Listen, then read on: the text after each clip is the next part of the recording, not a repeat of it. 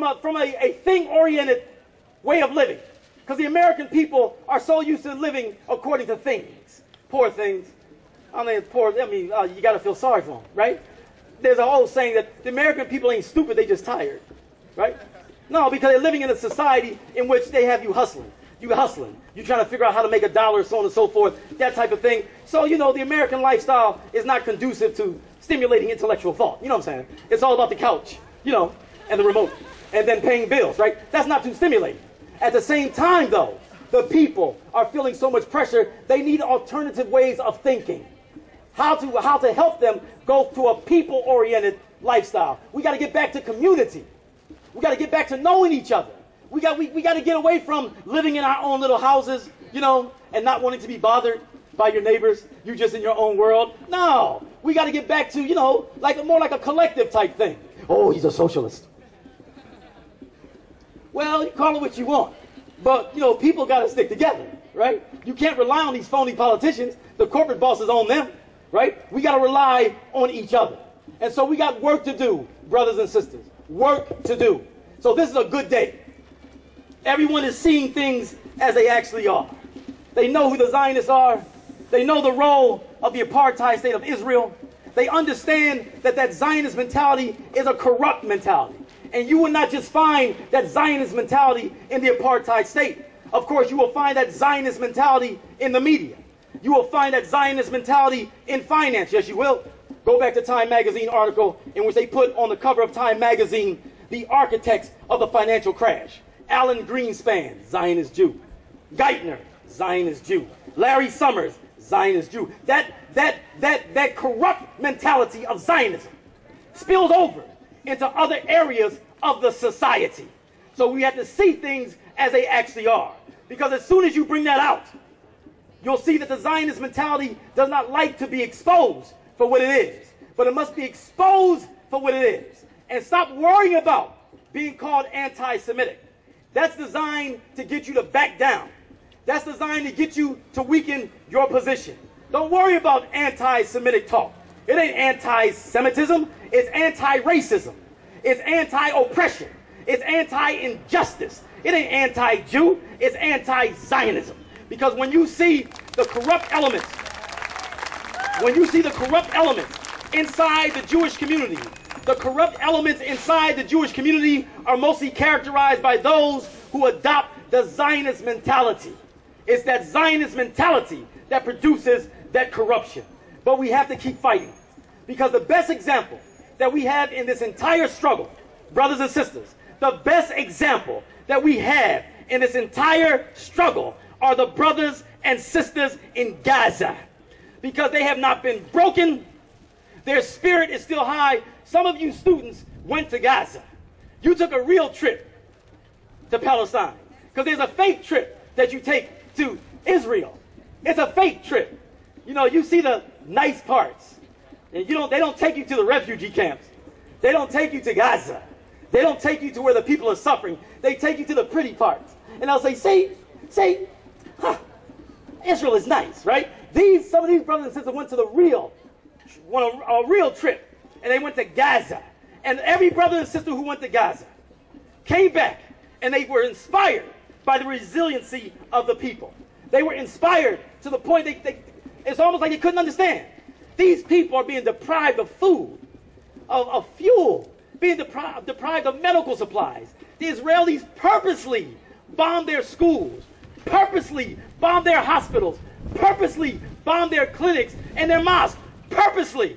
And they saw the people, and the people are strong, got smiles on their face, basically saying, we ain't broke, we ain't broken, we ready to keep on going. When the earthquake happened in Haiti, the children of Gaza got materials together to send to the children in Haiti.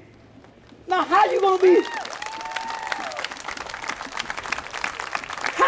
in Gaza, not having enough food, not having enough of your basic needs, and you hear about an earthquake across the other side of the world, and the first thing comes to your mind, we got to go help them.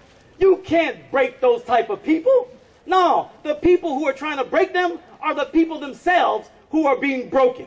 Because it is the Israeli and the Israeli mentality, because of that oppression, that oppressive mentality, and that arrogance are being beaten left and right. I mean left and right, they're being beaten.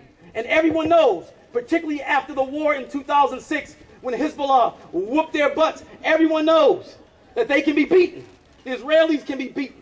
All they have is a good PR machine, right? A good PR machine in terms of IDF, ooh. Mossad, ooh. It's a PR machine. They a bunch of punks. To ask the IDF about Hezbollah. Ask the IDF about Hamas. Ask IDF when they were crying on TV about like they saw ghosts, right? And they're dealing with Hezbollah. Ask the IDF about them.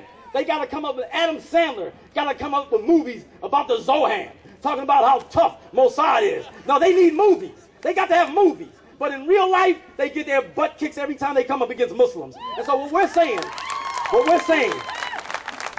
is that this is a time for us to step up and keep going. And you, people of color coalition, you progressive whites, you're already ahead of the game because you know that a part of your coalition, so a part of your progressive coalition are the Palestinians. They're a part of the progressive coalition, but not that Zionist mentality.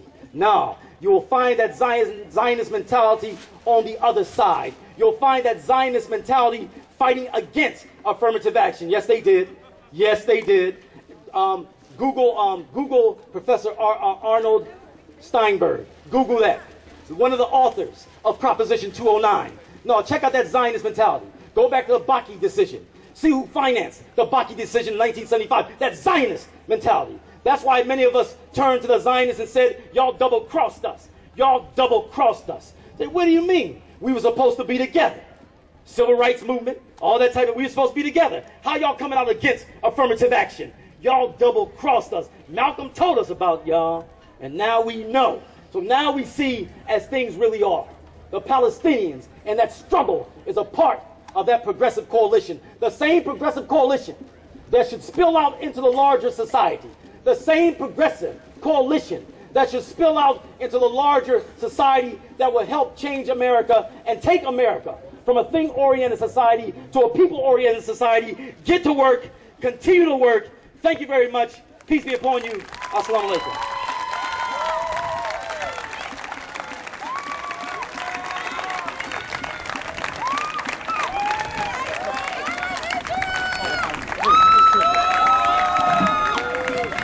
So we actually have a few moments right now for question and answer, if anybody's interested. So there's actually a mic right here. Please just step up to the mic, and once you have asked your question, please be seated. And please keep in mind that this is question and answer, so please be respectful.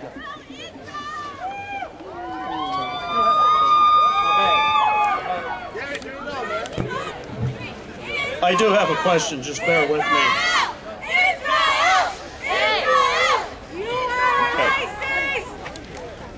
I must say that after listening to Robinson and Finkelstein, you're a breath of fresh air. That was torture the last couple of nights, listening to them. But watch out for compliments. I know. I'm supposed to say, it's a rhetorical compliment. All right, go ahead. Okay. I'm a little confused. I'd like you to help me out here because the theme of this week is very contradicting and divided. We listened to Hetty Epstein, very nice lady, well-intentioned, passionate about the Palestinian cause. I respect that. Okay. We listened to Alison Weir, also a very nice lady, passionate about the Palestinian cause. I respect that. Okay. Now, on Tuesday, we had the great independent scholar with a PhD from Princeton, Norman Finkelstein. Have you noticed? Have you noticed he's named all Jews so far? Y'all pick up on that? Y'all pick up on it? Okay, go ahead. Okay. Well, I think it's irrelevant. That's a different discussion. Okay. Finkelstein made the statement that virtually every entity in the Middle East wants a peaceful solution with Israel. He mentioned the Organization of the Islamic Conference. He mentioned all the Arab states.